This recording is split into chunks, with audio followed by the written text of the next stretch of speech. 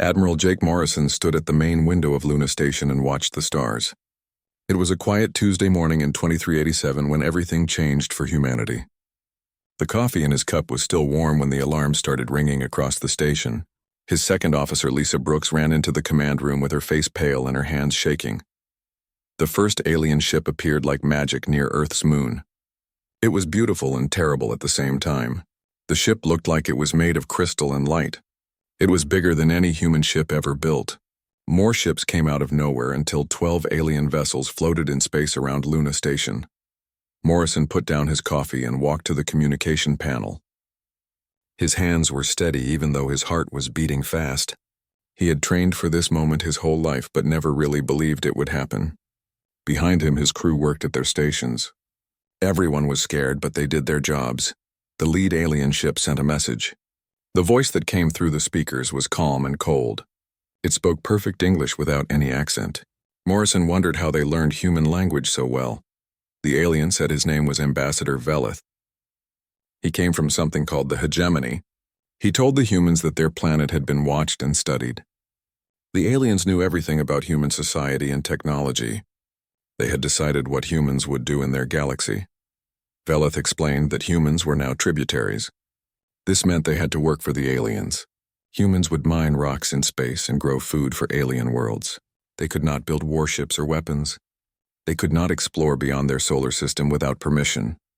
If humans obeyed these rules, they would be safe. If they did not obey the rules, they would be destroyed. Brooks whispered to Morrison that the aliens wanted to make humans into slaves. Morrison nodded but kept his face calm.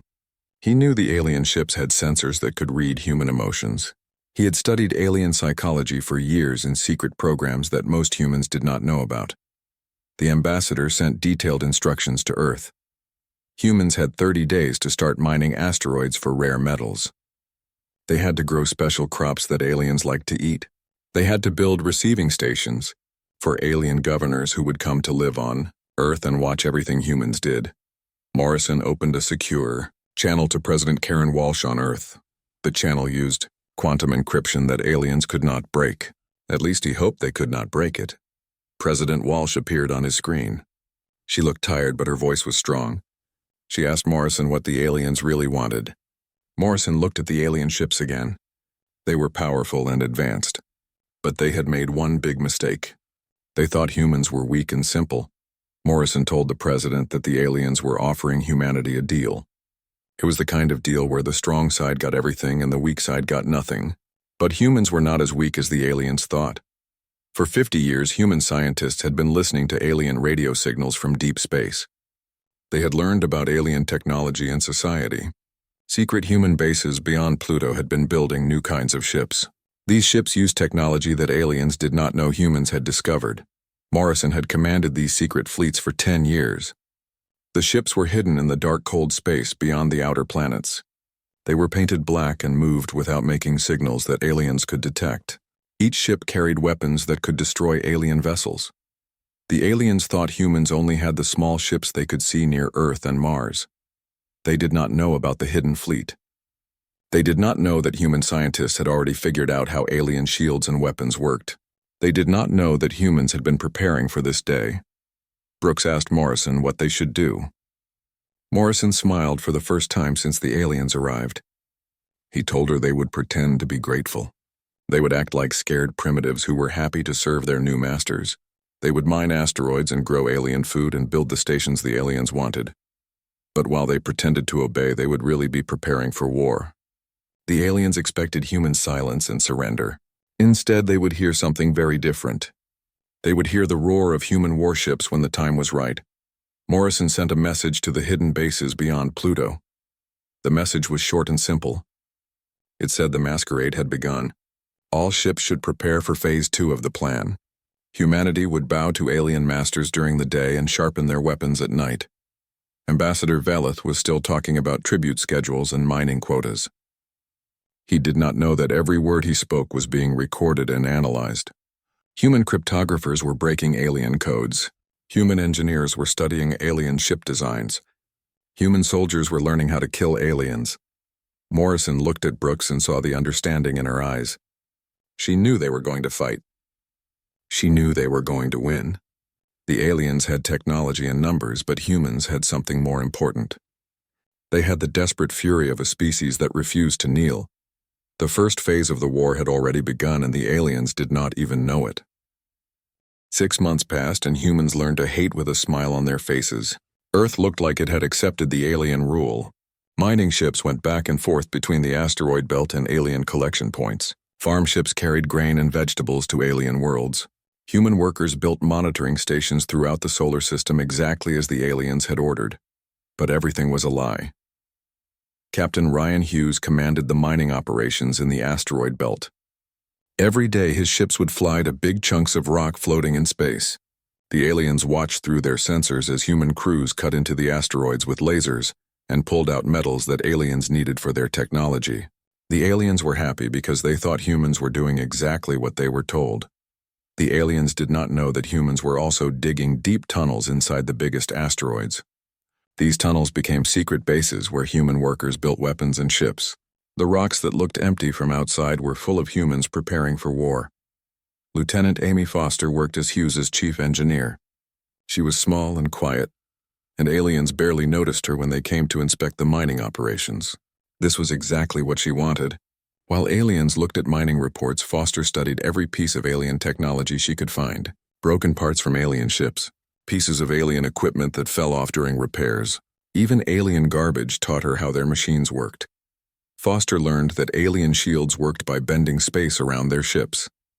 She figured out how to make human weapons that could break through these shields. She built the first human shield generator inside asteroid Series 7, where no alien sensors could detect it.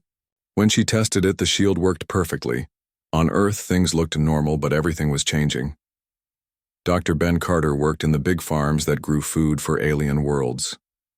Alien supervisors watched him plant crops and harvest grain. They thought he was just another human farmer doing what he was told. Carter was actually one of the best weapons designers in human history. Carter studied alien biology by examining their food preferences. He learned what kinds of plants aliens could eat and what kinds would make them sick. He discovered that alien breathing systems were very different from human lungs. This gave him ideas for weapons that would hurt aliens but not harm humans. Carter grew special plants that looked like normal food but contained biological weapons. The aliens ate these plants and got sick slowly over many months. They thought they were getting old or stressed from managing primitive humans. They never suspected that their human food suppliers were poisoning them. Commander Lisa Brooks managed the human cities and towns. Her job was to keep people calm and make them look happy when aliens visited. She gave speeches about how grateful humans were for alien protection. She organized parades when alien governors came to inspect their territory. She made sure human children learned to wave at alien ships. All of this was theater. Brooks was really running resistance cells in every major city on Earth. These cells included teachers and doctors and shop owners who looked like ordinary citizens. But they were all trained soldiers who knew how to fight aliens when the time came. They hid weapons in schools and hospitals and shopping centers. They memorized the locations of every alien facility. President Karen Walsh played the hardest role of all. She appeared on alien communication networks to thank the hegemony for their wisdom and guidance. She signed treaties that gave aliens the right to control human population and industry. She smiled and bowed when alien leaders visited Earth. Walsh hated every second of it, but she knew it was necessary. While she pretended to be a weak human leader, she was actually authorizing the biggest military buildup in human history. Secret factories beyond Pluto were building thousands of warships. Human colonies on distant moons were training armies. Human scientists were developing weapons that could destroy entire alien fleets. Breaking point came when Governor Zelak arrived on Earth. Zelak was a creature that looked like a giant spider made of crystal and metal. He was arrogant and cruel, and he enjoyed making humans feel small and helpless. He moved into a palace that humans were forced to build for him in what used to be New York City. Zelak decided that humans were breeding too fast. He announced that human population would be controlled through chemicals added to the food supply. These chemicals would make it impossible for humans to have babies. Within a few generations, the human population would shrink to whatever number aliens thought was appropriate. This was too much even for humans who had been pretending to be obedient slaves. Secret messages flashed between resistance cells around the world. Hidden bases throughout the solar system received coded orders. The masquerade was almost over. Brooks met with Morrison in a secret location deep under Luna Station. She told him that human morale was breaking down. People could not pretend to be grateful much longer, especially not when aliens wanted to sterilize their planet and control their children. Morrison understood. He had been watching reports from the hidden fleet beyond Pluto. Admiral Patricia Cole commanded 200 warships that aliens had never detected. Captain Dan Rodriguez led Marine units that were trained specifically to fight in alien environments. Human technology was now better than alien technology in many ways. Morrison sent a message to President Walsh using quantum encryption. The message was simple. He told her to give him 2 more weeks to finish preparations. After that, they would show aliens what humans really thought about their protection and their rules. Walsh received the message in her office. While Governor Zelak was explaining new restrictions on human education, she nodded and smiled at the alien as if she was listening carefully to his wisdom. Inside, she was counting the days until humans could stop pretending to be victims. The pretense was almost over. Soon aliens would learn that they had not conquered Earth. They had given Earth time to prepare for total war. The rebellion began exactly at 8 in the morning Galactic Standard Time. Across 17 star systems, what aliens thought were simple human cargo ships suddenly revealed their true nature. The USS Liberty had been disguised as a grain transport for 6 months. Captain Dan Rodriguez had endured alien inspections and followed alien flight paths, while his crew pretended to be simple freight workers. Now, Rodriguez stood on the bridge of a fully armed warship. The Liberty's fake cargo containers fell away to reveal plasma cannons and missile tubes. The ship's real hull emerged as camouflage panels retracted. Instead of a slow merchant vessel, the aliens suddenly faced a predator built for killing. Lieutenant Sam Tucker operated the weapons console with steady hands. He had trained for this moment in secret simulations hidden in asteroid bases. Tucker targeted the alien command center on Kepler 442b and waited for Rodriguez's order. The alien station was huge and powerful, but it had never been designed to fight. It was built to control, not to defend. Rodriguez gave the order to fire. The Liberty's main guns launched streams of superheated plasma that tore through alien shields like they were made of paper. The alien station exploded in brilliant flashes of light. Pieces of crystal and metal scattered into space. The first alien installation had fallen to human weapons. Throughout the galaxy, similar scenes played out at exactly the same time. Ships commanded by Captain Nina Walsh struck at alien facilities near Wolf 359. Commander Tony Mills led attacks on alien supply depots in the Tau Ceti system. Dozens of other human officers revealed themselves and opened fire on targets they had been studying for months. The aliens were completely surprised. Their military doctrine assumed that primitive species would fight simple defensive battles. They never imagined that humans had spent months positioning attack fleets throughout alien territory. They never suspected that cargo ships and mining vessels were actually warships in disguise. On Earth, the revolution was swift and brutal. Commander Brooks led assault teams against monitoring stations in every major city. The aliens had grown comfortable and lazy during their months of easy rule. They lived in palaces and offices with minimal security because they believed humans were too weak and scared to fight back. Brooks kicked down the door of Governor Zelak's command center with her pulse rifle ready. The alien governor was trying to send a distress signal to his fleet when human soldiers surrounded him. Zelak's crystal carapace reflected the lights of human weapons as he realized that his primitive slaves had somehow become deadly enemies. Admiral Morrison emerged from his supposed retirement to confront Zelak personally. The alien governor chittered and clicked through his translator as he tried to understand what had happened. He insisted that humans could not have the technology or organization for such a coordinated attack. His psychological experts had confirmed that humans were naturally peaceful and submissive. Morrison smiled as he looked down at the trapped alien. He told Zelak that his psychologists had never met a United States Marine. They had never studied human history or learned about the wars humans fought against each other. They had completely misunderstood what humans were capable of when they were angry enough. Dr. Carter's biological weapons proved even more effective than anyone had hoped. The alien respiratory systems had evolved on worlds with different atmospheres. When they breathed air that contained Carter's tailored pathogens, their lungs began to shut down. Within hours, every alien facility in human space fell silent as their occupants collapsed. But the real shock came when human fleets appeared at the edges of alien territory. The hegemony had expected humanity to remain trapped in the Sol system. They had no idea that mining ships had been secretly establishing forward bases for months. What they thought were simple industrial operations had actually been military preparations on a massive scale. Captain Rodriguez received the message that changed everything. Admiral Morrison's voice came through the communication system clear and strong. Morrison told all human vessels that Phase 3 was now authorized. It was time to show aliens what happened when they underestimated Earth and her children. The aliens finally understood that they were not facing a desperate last stand by a primitive species. They were confronting a carefully planned military campaign that had been in preparation for years. Every human ship they had seen was part of a larger strategy. Every human facility they had inspected was connected to a secret network of bases and weapons. Human forces struck at alien infrastructure throughout the galaxy. Captain Steve Parker led stealth ships that destroyed alien communication relays. Colonel Janet Foster commanded Marine units that captured alien research stations intact.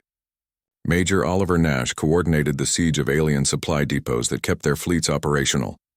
The humans fought with a ferocity that alien military doctrine could not comprehend. Alien soldiers were trained to fight according to strict rules and regulations.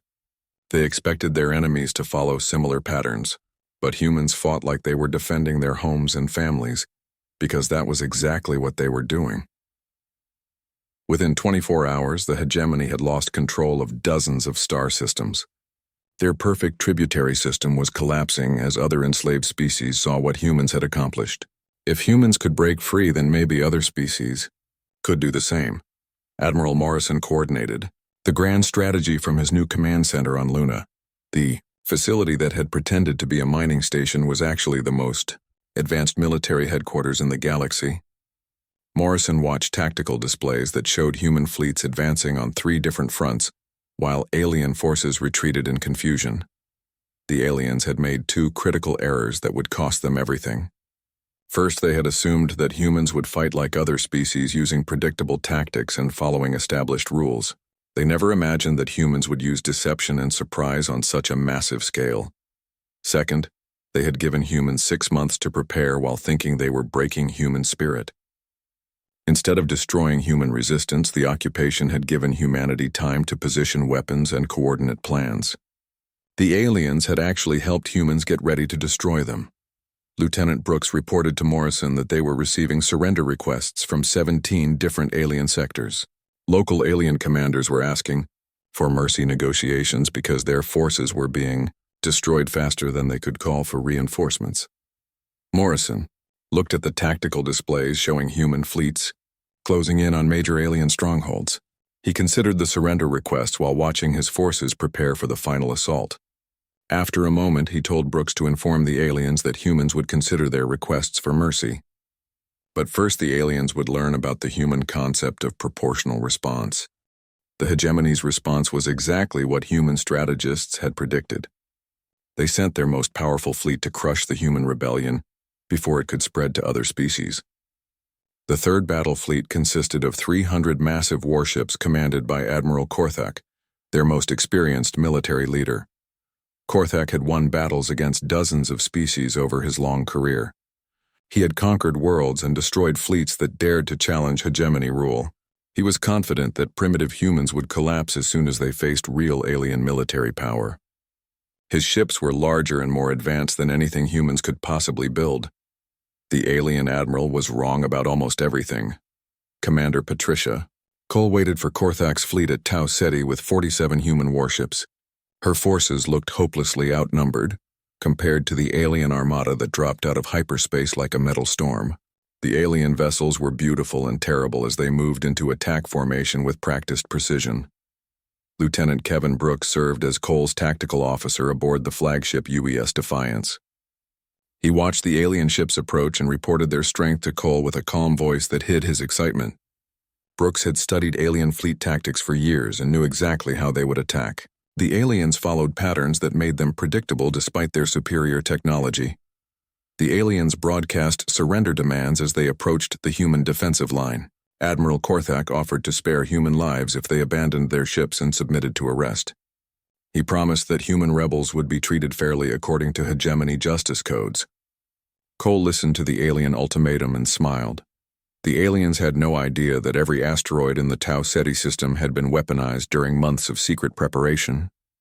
What looked like empty space was actually filled with hidden weapons platforms and sensor networks. Human engineers had turned the entire system into a giant trap designed specifically to destroy large fleets. Cole gave the order that started the Battle of Tau Ceti. Her ships executed a maneuver pattern that Admiral Morrison had designed personally. Instead of forming traditional battle lines, the human vessels scattered in all directions, while networking their computers together. This created a unified targeting system that could track hundreds of enemy ships simultaneously. The aliens expected humans to fight like other species they had conquered. They anticipated desperate charges or defensive formations that their superior firepower could overwhelm. Instead, they faced something completely new. Human ships moved like a school of fish while sharing information instantly. Every human vessel could see through the sensors of every other human ship. The first alien dreadnought died within minutes of the battle starting. Human plasma cannons focused fire on single targets while point defense systems intercepted alien missiles. The aliens discovered that their energy shields were useless against human weapons that had been specifically designed to penetrate them. Admiral Korthak tried to adapt his tactics as the battle developed, but his forces were too large and slow to change quickly. The alien fleet had been built for overwhelming primitive enemies, not for fighting an equal opponent. Their ships were powerful, but they could not coordinate as effectively as smaller human vessels. Weapons platforms hidden inside asteroids opened fire on alien ships that came within range. The aliens suddenly found themselves fighting enemies they could not see, while human ships darted between their formations like deadly shadows. Every few minutes, another alien vessel exploded or lost power as human weapons found weak points in their design. Captain Steve Parker commanded a stealth reconnaissance ship that moved through the battle like a ghost. His vessel was painted black and equipped with technology that made it invisible to alien sensors. Parker's job was to intercept alien communications and jam their command frequencies at critical moments. The aliens tried to retreat after 2 hours of losing ships, but found their escape routes blocked by more human vessels. Captain Nina Walsh led a squadron that had been waiting in hyperspace for exactly this moment. Her ships appeared behind the alien fleet just as they tried to withdraw from the battle. Dr. Carter's gas weapons proved devastating against alien crews even when their ships survived human attacks. Specially designed compounds flooded alien vessels through their air recycling systems. The aliens fell unconscious within minutes while automatic systems kept their ships functioning. This allowed humans to capture alien technology intact instead of destroying it completely. The battle lasted 4 hours total. When it ended, the third battle fleet existed only as expanding clouds of debris and a few dozen captured vessels. Admiral Korthak's flagship was taken intact with its crew unconscious from Carter's latest chemical weapons. The most experienced alien commander in the galaxy had been defeated by humans he had considered primitive savages. News of the victory at Tau Ceti spread through galactic communication, networks faster than the hegemony could suppress it. Other tributary species throughout the galaxy began asking uncomfortable questions about their own status. If humans could defeat the third battle fleet, then maybe the hegemony was not as invincible as everyone believed. Colonel Janet Foster led marine assaults on alien command centers that had been cut off by the fleet battle. Her soldiers moved through alien facilities with deadly efficiency, while wearing armor that protected them from alien weapons. The aliens had never faced human ground forces and did not know how to fight soldiers trained in Earth's brutal wars. Captain Oliver Nash commanded the siege of the major alien supply depot at Wolf 359. His ships surrounded the facility and demanded surrender from the alien garrison. When the aliens refused, Nash demonstrated human siege tactics by systematically destroying the station's defenses piece by piece until resistance collapsed. Admiral Morrison coordinated the grand strategy from Luna Station while watching reports flow in from across the galaxy. Human fleets were advancing on 3 fronts while alien forces retreated or surrendered. The carefully planned campaign was working exactly as human strategists had hoped it would. The aliens were learning that humans did not fight fair, according to galactic standards. They used deception and surprise and psychological warfare They attacked civilian targets when those targets supported military operations. They showed no mercy to enemies who had planned to sterilize Earth and enslave humanity. Lieutenant Brooks reported to Morrison that surrender requests were coming from 43 different alien sectors. Local commanders were abandoning their positions rather than face human attacks. The hegemony's military command structure was collapsing under the weight of unexpected defeat. Morrison studied the tactical displays while considering how to respond to alien surrender offers.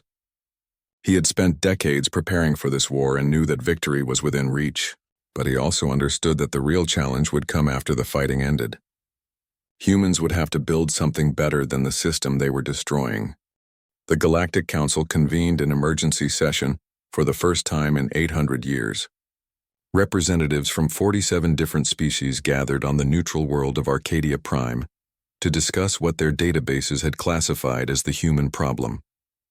None of them had expected to be dealing with humans as equals rather than as conquered tributaries. High Counselor Threnath spoke for the assembly as he began the proceedings with traditional formalities. The ancient rituals had been followed for thousands of years whenever the galaxy faced a major crisis. But everything changed when Admiral Morrison walked into the chamber flanked by Colonel Foster's Marines. The human delegation was small, but everyone in the council chamber could feel their presence. These were the beings who had destroyed the hegemony in less than a year. They had conquered star systems and liberated enslaved species throughout the galaxy. They had proven that the old order could be challenged and defeated. Morrison addressed the council with calm confidence. He told the assembled delegates that humanity appreciated the invitation, but they were not here to negotiate their place in the existing hierarchy. The aliens had created a system based on dominance and submission. Humans intended to replace it with something better. The chamber erupted in surprised protests as delegates realized what Morrison was saying. Different species chittered and howled and buzzed their objections through translation devices. Humans were not supposed to address the council directly. Their tributary status prohibited such presumption, even though that status no longer seemed to exist. Counselor Veleth tried to restore order by offering humans an upgraded position in the galactic system. Perhaps they could become an autonomous territory with the right to govern themselves within their own space. This was a significant honor that few species had ever achieved. Humans should be grateful for such recognition. Morrison rejected the offer without hesitation. He told the council that they misunderstood the situation completely. Humans were not here to accept a better position in the old system. They were here to announce that the old system no longer existed. Admiral Rodriguez activated a holographic display that showed the current state of the galaxy. Red zones indicated former hegemony territory that was now under human control. Blue zones showed star systems where tributary species had declared independence under human protection. Green zones marked areas where new governments were forming with human assistance. Morrison explained that the hegemony no longer functioned as a governing body. 17 species had requested human help in establishing their own democratic governments. 23 other species had applied for membership in the Free Worlds Alliance that humans were organizing. The galaxy was reorganizing itself around principles of voluntary cooperation instead of forced submission. President Walsh addressed the council directly from her position beside Morrison. She had traveled to Arcadia Prime aboard the newly built UES Constitution to represent humanity at this historic moment. Her presence demonstrated that humans now had the power to travel anywhere in the galaxy they chose to go. Walsh reminded the council that they had maintained order through subjugation for 12,000 years. They had convinced themselves that superior technology justified dominance over weaker species. They had forgotten something important about how the universe really worked. She gestured toward the human delegation that filled one side of the council chamber. These were officers and scientists and diplomats who had transformed from primitive tributaries into the galaxy's newest major power in less than 12 months. They represented a species that had refused to accept the role aliens had assigned to them. Walsh explained that evolution never stopped working. Somewhere in the galaxy there was always a species that was hungrier and more desperate and more creative than the current rulers. The council had been unlucky enough to encounter such a species at the worst possible time for the established order. The council session dissolved into chaos as delegates realized their ancient system of government was collapsing around them. Some species immediately pledged loyalty to the new alliance. Others announced they would retreat to their homeworlds and defend their independence. The wisest species requested neutral status and opened diplomatic communications with human representatives. Dr. Carter presented his research on biological compatibility to help the Council understand how different species could coexist peacefully. His chart showed which species could share worlds and which ones needed to be separated by distance. Carter had become an expert on alien biology during the war, but now he used that knowledge to promote peace. Instead of designing weapons, Carter explained that the galaxy was large enough for everyone if they abandoned the tributary system. Different species could trade voluntarily and share technology freely. They could explore new worlds together instead of fighting over the old ones. But this required treating all intelligent species as equals regardless of their military strength. 6 months after the Council meeting, Admiral Morrison stood on the observation deck of Freedom Station.